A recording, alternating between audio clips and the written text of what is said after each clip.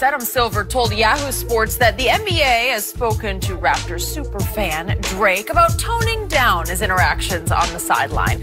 Drake made headlines for his antics, including rubbing Toronto head coach's Nick Nurse's shoulders during the Eastern Conference Finals. Just had, calm him down. Silver said, quote, "I think Drake understands as excited as he is and as appreciative we are of his support that there's got to be lines drawn." So, Shannon, do you expect Drake to tone it down like he did Game 6?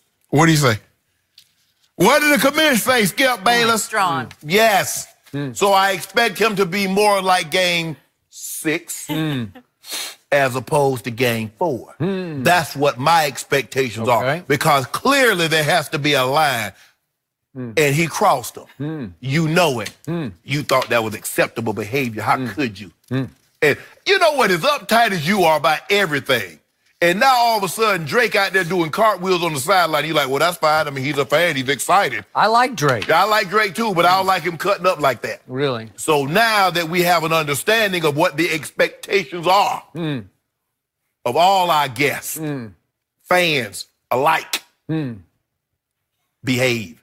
Did he run on the floor and steal the ball? There are lines. No. There are lines, Skip.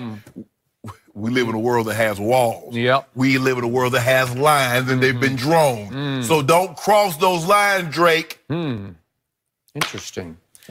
So I expect more of Game 4. I expect more of last year's playoffs because I think Drake, just silly me, I think he's about as valuable as number 2 is to Toronto. Whatever. He can't put no ball in the basket. He is bringing mystique to that arena. No, he doesn't. He is bringing presence. He is a superstar entertainer, and he entertains wildly successfully. Yeah, I get all that, Skip, but he was hold on.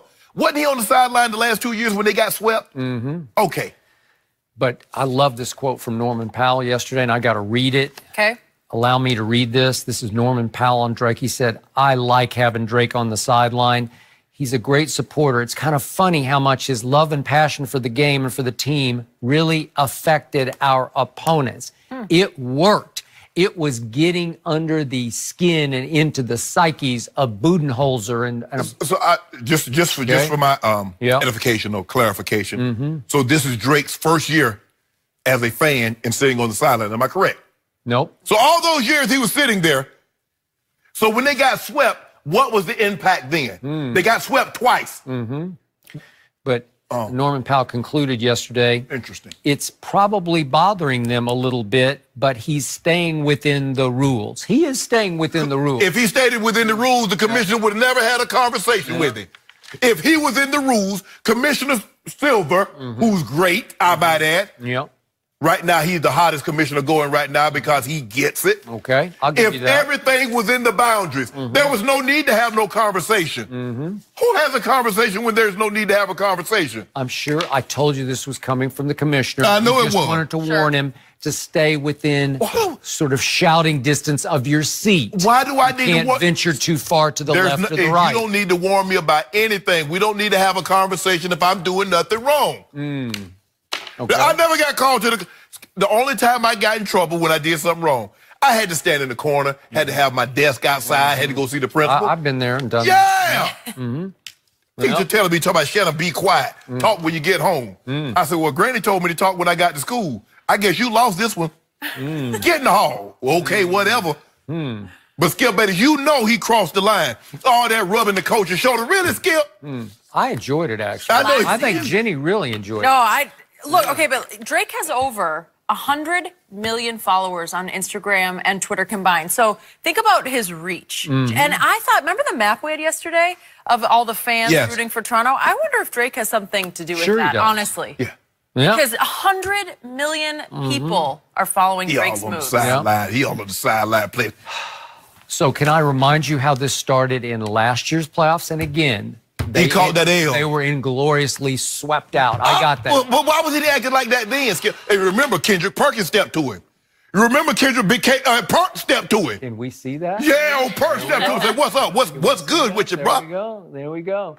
So what was the backstory there? Yeah. Our man Perk is walking off at halftime, and he starts trash talking, to put it mildly, his old friend and teammate Ibaka. Right.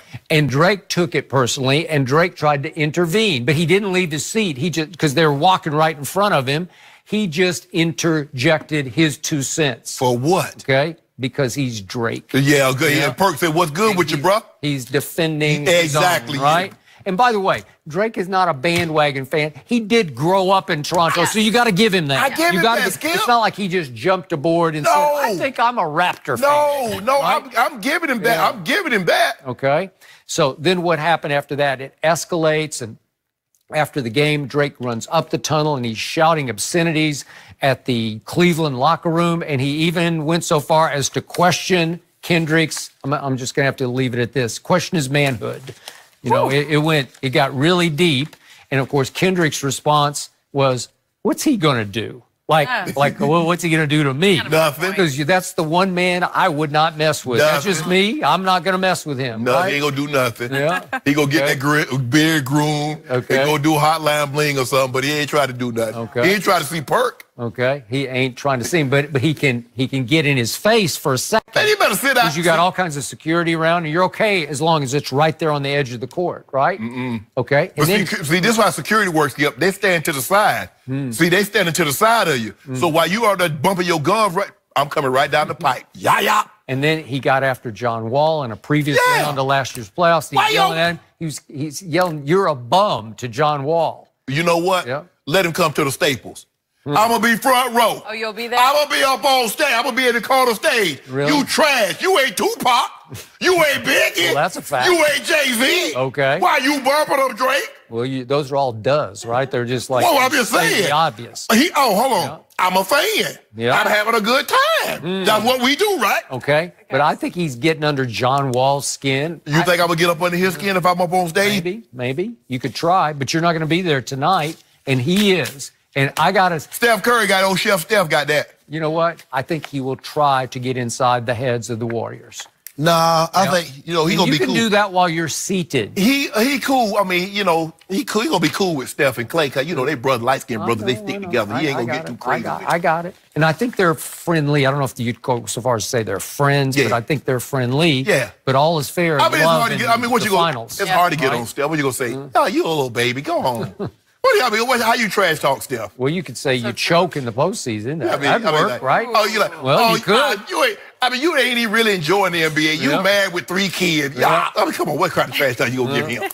I wonder if we could ever trash talk De'Aaron Fox. You think he's about to be right here. We actually have a very special guest joining us in studio. Here he is. Kings point guard De'Aaron Fox. So good to have you with us. He's going to give us his take on the finals coming up next. How are you? Just a little bit. See you. You too. Hi. So nice to meet you.